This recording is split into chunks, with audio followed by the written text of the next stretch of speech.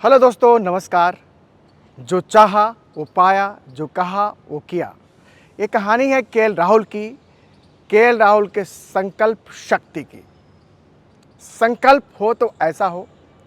KL Rahul ने, आपको पता है कि अनऑफिशियल जो टेस्ट चल रहा है इंग्लैंड के साथ, उसमें एज एन ओपनर उन्होंने सेंचुरी जमाई है, 116 रनों की पारी खेली है दोस्तों। लेकिन इस कहानी के पीछे एक पृष्ठभूमि भी है, एक बैकग्राउंड है। आपको पता है कि आईपीएल में जब दिल्ली की टीम आउट हो गई, प्लेऑफ में नहीं पहुंची, तो केएल राहुल ने बीसीसीआई से और चीफ सेलेक्टर अजीत अगरसे से एक रिक्वेस्ट की, एक गुजारिश की, मुझे इंडिया ए की टीम में शामिल कर दिया जाए।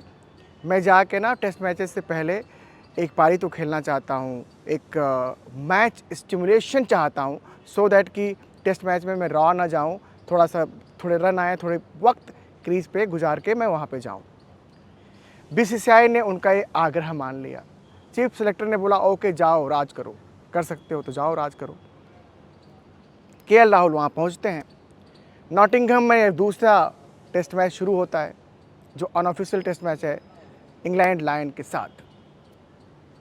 इंग्लैंड लायन की गेंदबाजी में धार है भाई, धार।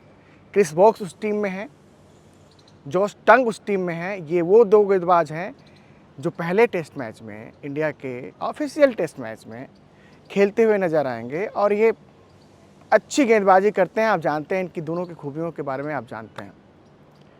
केएल राहुल इनके सामने आते हैं, एज एन ओपनर आते हैं। नई गेंद है, ग्रीन पिच है एंड ओवरकास्ट कंडीशंस, मतलब ऊपर में बादल छाए हुए हैं, नीचे हरी पिच, गेंद स्विंग कर रही है, सीम कर रही है। केएल राहुल आते हैं, ठाठ के साथ जमते हैं और सेंचुरी लगाते हैं। 116 रनों की पारी, 15 चौके और एक शानदार छक्का। स्ट्राइक रेट करीब करीब 70 का।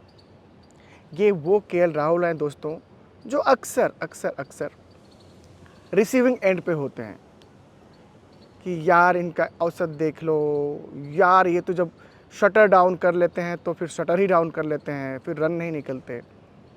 लेकिन ना तो यहाँ पे इन्होंने शटर डाउन किया, न ही चयनकर्ताओं को और बीसीसीआई को निराश किया। और उनकी इस पारी की अहमियत ये समझिए कि जो ऊपर के 6 बल्लेबाज थे, उनके अलावा उनकी सेंचुरी आई है, उनके अलावा एक सिर्फ ध्रुव जुरैल की हाफ सेंचुरी आई है। बीच में किसी के रन नहीं है उतने, मतलब किसी की हाफ सेंचुरी नहीं बनी तो आप रन के बारे में बात ही क्या करेंगे। तो जैसा कि हमने कहा कि केएल राहुल ने जो चाहा वो पाया, जो कहा वो किया। उन्होंने कहा कि मैं जाके वहाँ पे मैच स्टिमुलेशन चाहता हूँ, उनको मैच स्टिमुलेशन मिला। और इसी के साथ दोस्तों, इसी के साथ टीम इंडिया का एक हेडेक कम हो गया है। गौतम गंभीर का एक हेडेक कम हो गया है कि ओपनिंग करेगा कौन। भाई जायसवाल तो हैं, जायसवाल ने तो ओपनिंग करनी है। बात थी कि उनके साथ में कौन जाएगा, साई सुदर्शन जाएंगे, शुभमन गिल करेंगे, करेगा कौन।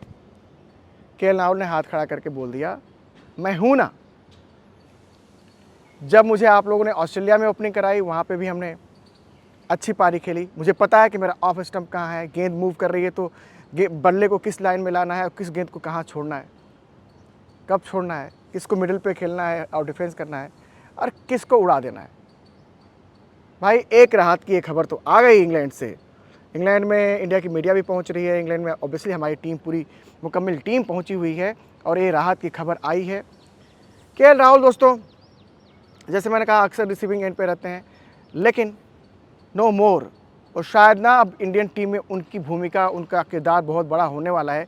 जब आपकी टीम में रोहित शर्मा नहीं है, जब आपकी टीम में विराट कोहली नहीं है, और आपके पास 50+ टेस्ट मैचेस का अनुभव है, तो भाई तो आपकी टीम तो आपको ना उम्मीद भरी नज़र से देखेगी। अच्छी बात है कि केएल राहुल तैयार हैं। और सबसे अच्छी जो बात है ना दोस्तों, कि केएल राहुल ने अपनी ज़िंदगी को बहुत सिंप्लीफाई किया है, बहुत सिंप्लीफाई किया है। आपको पता है कि आईपीएल में उनको कप्तान बनाया जाना था दिल्ली का, उन्होंने कहा ना ना ना, कप्तान अक्षर को बना दो, मैं कप्तानी का रोल नहीं चाहता, क्योंकि मैं फोकस करना चाहता हूँ अपनी बल्लेबाजी पे। और उन्होंने रन बनाए आईपीएल में, ढेरों रन बनाए, खूब रन बनाए।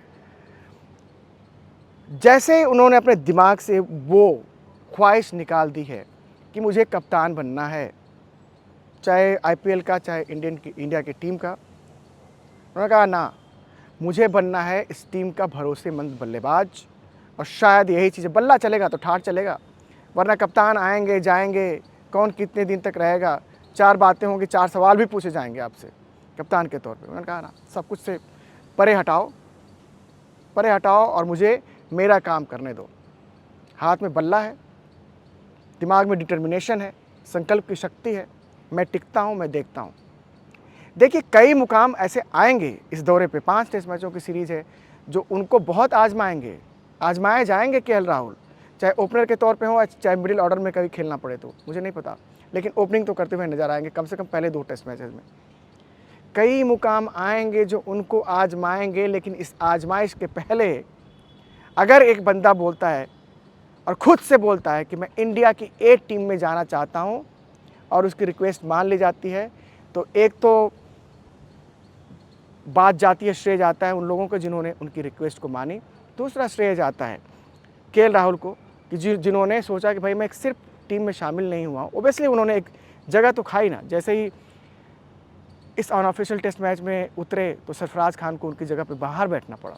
सरफराज खान भी कम बल्लेबाज नहीं है, पिछले मैच में उन्होंने 92 रनों की पारी खेली थी, लेकिन केएल राहुल ओपनिंग के लिए गए तो ईश्वरन को मिडिल ऑर्डर में आना पड़ा, मतलब 3 नंबर पे आना पड़ा, बैटिंग ऑर्डर धीरे धीरे खिसक गया पीछे की तरफ।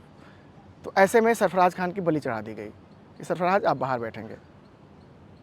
चलो, मतलब सरफराज के साथ तो जो हो रहा है वो हो रहा है, जो कर रहे हो आप लोग कर ही रहे हो, लेकिन जो केएल राहुल ने किया है वो तारीफ़ के काबिल है।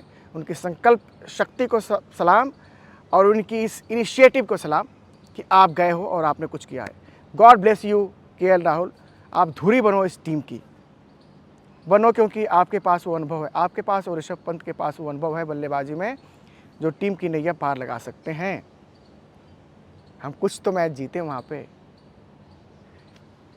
इस वीडियो में दोस्तों इतना ही, लेकिन प्लीज़ प्लीज़ प्लीज़ आपसे हाथ जोड़ के गुजारिश कि क्रिकेट अड्डा को आप प्लीज़ सब्सक्राइब करते चलें, नोटिफिकेशन की घंटी दबाते चलें, थोड़ा प्यार देते चलें। गॉड ब्लेस यू ऑल दोस्तों, नमस्कार।